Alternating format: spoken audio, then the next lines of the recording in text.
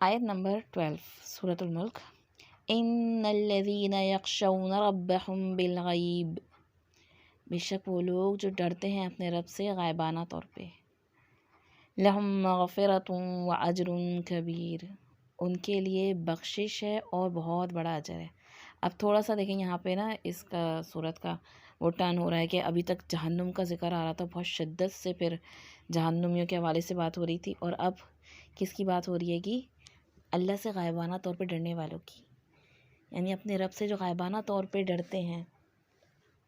اللہ تعالیٰ کو دیکھا نہیں ہے پھر بھی ڈرتے ہیں۔ اللہ تعالیٰ نے جو کچھ بھی آخرت کے حوالے سے چیزیں بتائی ہیں، امور بتائے ہیں، جیسے قبر کا عذاب ہے، پل صراط ہے، جہنم ہے، ان سب کو بغیر دیکھے صرف نبی کریم صلی اللہ علیہ وسلم کے بتانے سے مان جانا، تو ان کے لیے اللہ تعالیٰ کی طرف سے بخشش کا وعدہ ہے۔ اور ابھی آپ شروع میں صورت سے ہم دیکھ رہے ہیں کہ اللہ تعالیٰ کا شروع میں نام نہیں آیا تھا، بلکہ اللہ تعالیٰ کی پہچان کرائی جا رہی تھی کہ وہ ذات کون ہے، اس کو پہچانو جو ہر چیز پہ قادر مطلق ہے۔ اور پھر آیت نمبر 3 میں آیا تھا کہ ما تری فی خلق الرحمن من تفاوت، کہ تم رحمان کی تخلیق میں کوئی خلل نہیں پاؤ گے۔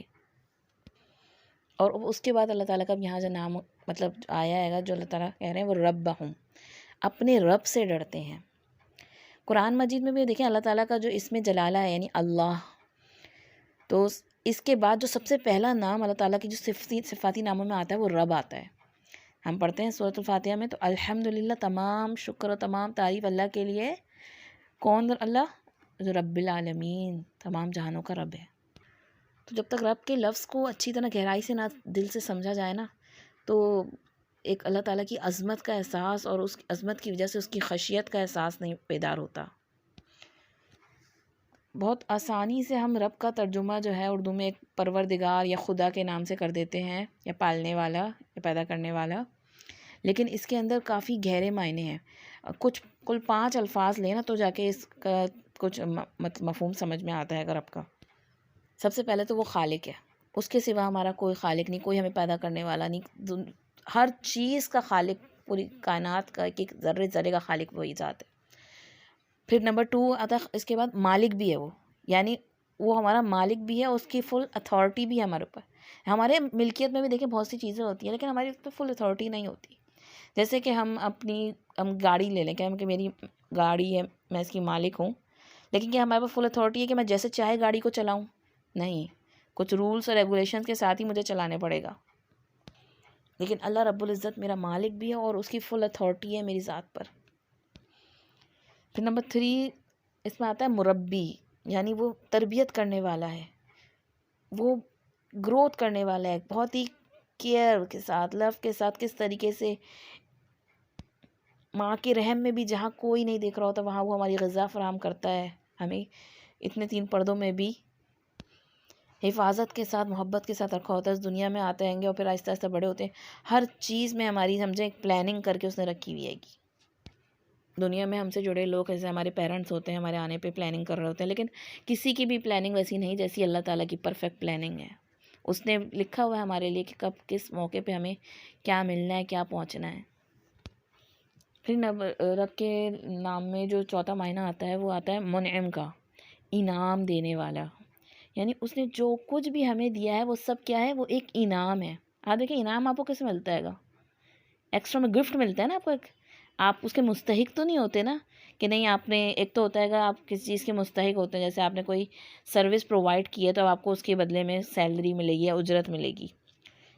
لیکن انعام کیا ہوتا ہے کہ آپ کو فری ملتا ہے گا، اس کے خوش ہو جاتا ہے انسان۔ اللہ تعالیٰ نے مجھے جو کچھ بھی دیا وہ سب کچھ انعام کے طور پہ ہے، میں اس کی قابل نہیں تھی، میں اس کی مستحق نہیں تھی، میں نے اس کے لیے پے نہیں کیا ہے گا۔ یہ سانسیں جو ہماری چل رہی ہیں ان سب کے لیے ہم نے کیا پے کیا ہے؟ یہ ہارٹ جو ہمارا مستقل دھڑک رہا ہے، اپنی باڈی میں، اپنی زندگی میں جو کچھ بھی میرے پاس موجود ہے وہ سب اللہ کا فضل ہے، اس کا انعام ہے، اس کی رحمت ہے، ہم نے اس کے لیے کچھ پے نہیں کیا ہے گا۔ تو یہ سب اللہ کا دیا ہوا ہے، کچھ میرا اپنا نہیں ہے، امانت کے طور پہ مجھے دیا گیا ہے۔ اور 5واں جو اس لفظ میں معنی آتا ہے رب کا نا کہ القیوم، یعنی اس نے ان سب چیزوں کو قائم بھی رکھا ہوا ہے، اس نے جب پیدا کیا ہے گا، بنایا ہے، وہ پرورش کر رہا ہے، اور قائم، جب تک وہ قائم رکھا ہوا ہے تو قائم ہے، ورنہ ہم اس دنیا میں سسٹین نہیں کر سکتے۔ اب اس احساس کے ساتھ کہ وہ ہمارا رب ہے، ہمارا تو اپنا کچھ بھی نہیں ہے، تو سب کچھ اس کا، اس کی فل اتھارٹی ہے، وہی قائم رکھے ہوئے اور سب کچھ اس کا انعام دیا ہوا ہے گا، تو کتنی چیزوں کے آگے ہم دب جاتے ہیں نا۔ تو کیا ہوتا ہے جب رب سے تعلق بنتا ہے اگر انسان کا، تو خود بھی انسان کچھ بنتا ہے نا۔ یعنی جب آپ نے اس کو اپنا رب مان لیا کہ وہ میرا رب ہے، تو آپ کیا بنے اس کے، کہ کچھ ایسے نام ہوتے ہیں جن سے کچھ آپ کا رشتہ ڈیولپ ہو جاتا ہے۔ جیسے کہ اگر ماں ہے تو ماں کا رشتہ کس سے ڈیولپ ہوگا؟ اس کی اولاد سے، یعنی اس کی کوئی اولاد ہونی چاہیے۔ اسی طریقے سے اگر استاد ہے تو اس کا کوئی شاگرد ہونا چاہیے، اس سے اس کا رشتہ ڈیولپ ہوگا نا۔ اگر کچھ ایسے ہوتے ہیں نام جن سے کوئی رشتہ ڈیولپ نہیں ہوتا کسی اور کے ساتھ، اس اپنے ذاتی ہوتا ہے، جیسے کہ کوئی صبر کرنے والا ہے تو اس کا کسی اور سے کوئی رشتہ ڈیولپ نہیں ہو رہا ہے، وہ خود ہی صبر کرنے والا ہے گا، صابر رہے گا۔ تو جب ہم کسی کو ایک اللہ کو اپنا رب مان رہے ہیں تو اللہ تعالیٰ سے ہمارا ایک رشتہ ڈیولپ ہو گیا گا۔ ہم کیا بن گئے اس کے؟ ہم اس کے عبد بن گئے، غلام بن گئے، کہ اب مجھ پاس جو کچھ بھی ہے وہ سب اللہ کا دیا ہوا ہے اور اللہ نے ہی اسے قائم رکھا ہوا ہے، اس کی ہی پوری اتھارٹی چلتی ہے میرے اوپر۔ تو پھر میری باڈی پہ جو اللہ نے مجھے وقتی طور پہ اختیار دیا ہے، اس پہ مرضی بھی اللہ ہی کی چلے گی۔ تو ایسے بندے جو اپنے رب کو پہچان کے اس کے عبد بن جاتے ہیں، ان کے اندر ایک واقعی میں خشیت آتی ہے، وہ ڈرنے لگتے ہیں رب سے کہ کہیں میرا رب مجھ سے ناراض نہ ہو جائے، میرا تو اپنا کچھ بھی نہیں ہے، سب اسی کی ملکیت ہے، سب کچھ اسی نے قائم کر رکھا ہے، ساری جو نعمتیں سب اس کا انعام ہے مجھ پر۔ تو وہ اپنے رب کا حکم مانتے ہیں خوشی خوشی، اور بلکہ اپنی جو ذات سے نیکی ہوتی ہے اس پہ بھی کوئی اتراتے نہیں ہیں، فخر نہیں جتاتے، اپنے رب کے سامنے پیش ہونے سے ڈرتے ہیں کہ وہاں میرے جب گناہ کھل جائیں گے تو کیا ہوگا۔ اور اس میں پھر ایک آتا ہے کہ اپنی تنہائیوں میں اپنے رب سے ڈرتے ہیں، غائبانہ طور پہ عمل کرنا بھی اس میں آتا ہے، یعنی کہ اپنے گناہوں کی داستان صرف اپنے رب کے سامنے رکھ کر روتے ہیں،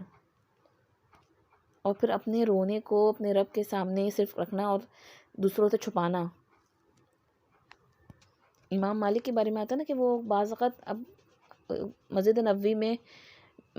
ایسی مجلس کر رہے ہوتے تھے اور اس میں کوئی ایسی آیت آتی تھی تو ان کے خوف سے جب ان کی آنکھ سے بعض اوقات آنسو سا آتا تھا تو وہ کہتے تھے کہ شاید ہمیں زکام ہو گیا ہے، مطلب اپنے آنسو چھپا لیتے تھے، اور چھپ کر نیکی کرنے والے ہوتے ہیں گے۔ تنہائی میں رب کی یاد سے رونے والوں کے بارے میں آتا ہے نا کہ جس نے تنہائی میں رب کو یاد کیا اور اس کی آنکھ سے آنسو نکل گئے تو وہ عرش کے سائے تلے ہوگا۔ تو یہاں ایسے لوگوں کی یہ اللہ تعالیٰ کیا فرما رہے ہیں کہ ان کے لیے خاص مغفرت ہے، بخشش ہے اور بہت بڑا اجر ہے کہ وہ غائبانہ طور پہ اللہ سے ڈرنے والے تھے، جھکنے والے تھے، اور اپنی نیکیوں کو بھی مطلب چھپا کے رکھنے والے تھے، اپنے گناہوں کا اعتراف بھی صرف اپنے رب کے سامنے ہی کیا کرتے تھے۔ ایک واقعہ آتا ہے نا بنی اسرائیل کا کہ ایک شخص تھا کہ جب اس کی موت کا وقت قریب آیا تو اس نے اپنے بچوں کو وصیت کی کہ جب میں مر جاؤں تو میری راکھ کو جلا کر ہوا میں اڑا دینا، اور یہ سب رب کے ڈر کی وجہ سے۔